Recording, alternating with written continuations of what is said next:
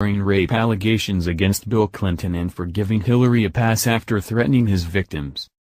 Hollywood producer kingpin and mega Democrat Party donor, Harvey Weinstein's abusive sexual predator behavior has shined a light on all of Hollywood, and in the process has shined an even brighter light on the hypocrisy of the Democrat Party and their media allies.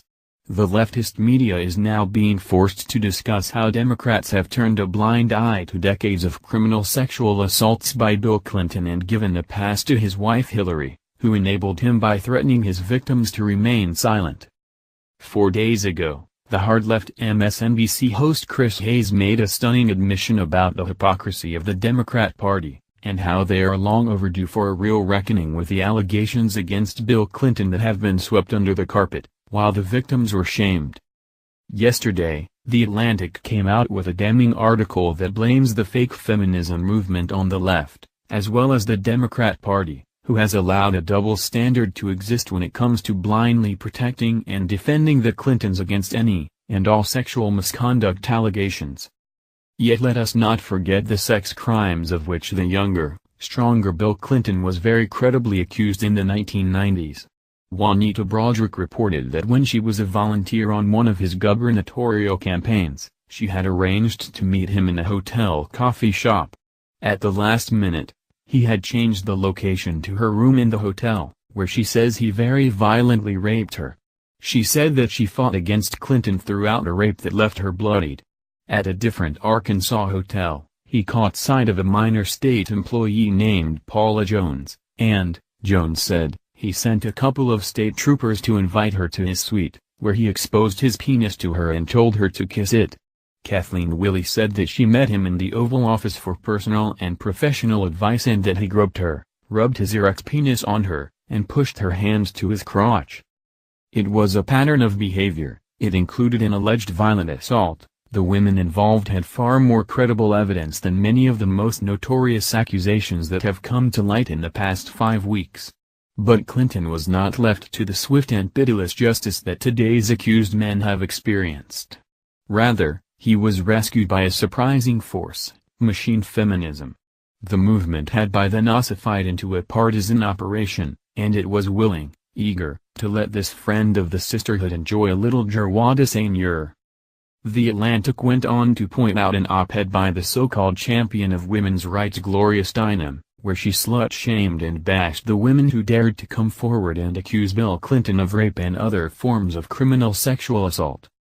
The notorious 1998 New York Times op-ed by Gloria Steinem must surely stand as one of the most regretted public actions of her life.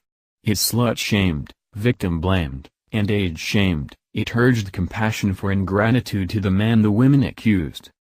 Called Feminists and the Clinton Question, it was written in March of 1998 when Paula Jones's harassment claim was working its way through court.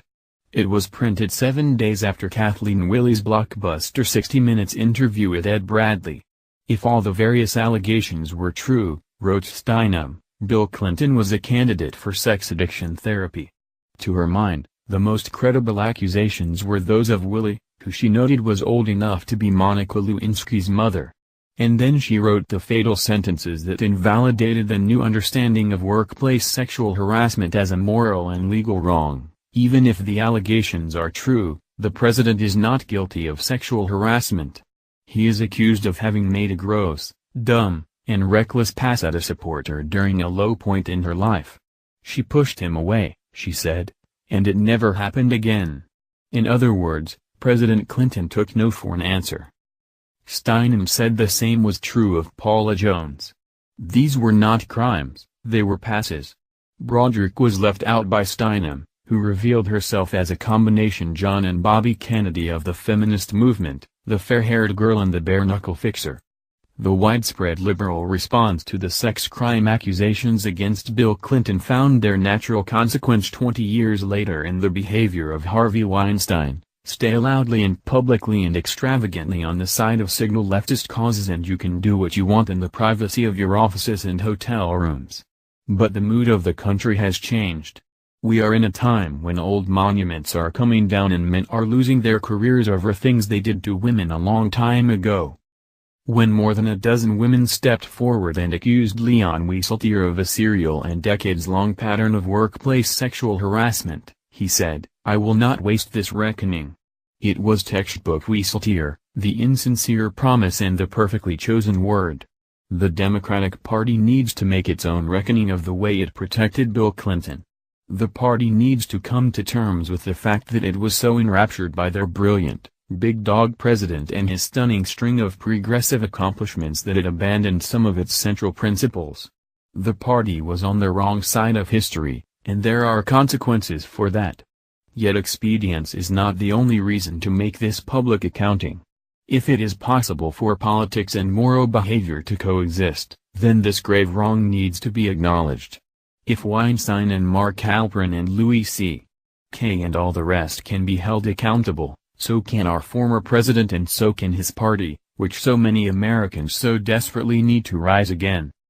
Watch Gloria Steinem several years after writing the op-ed where she shamed Bill's victims, helping to celebrate Hillary's birthday while honoring the woman who threatened the women bravely stepped forward to expose her sexually abusive husband Bill Clinton.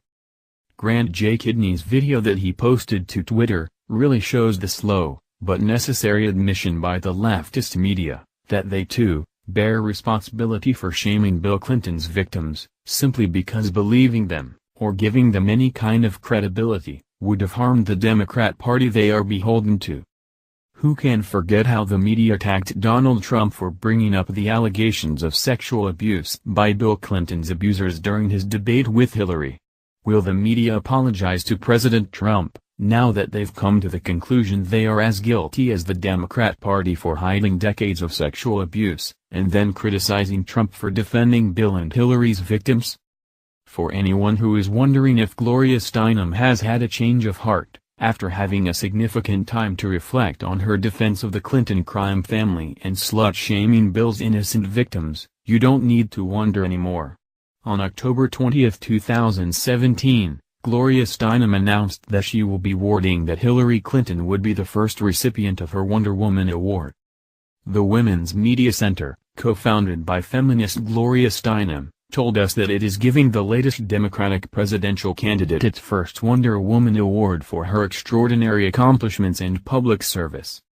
Like Wonder Woman, she seems to have superhuman strength, resilience, and courage, said the group in a reference to the famous comic and TV character. Hillary Clinton's actions have inspired and protected women and men on every continent, said Steinem.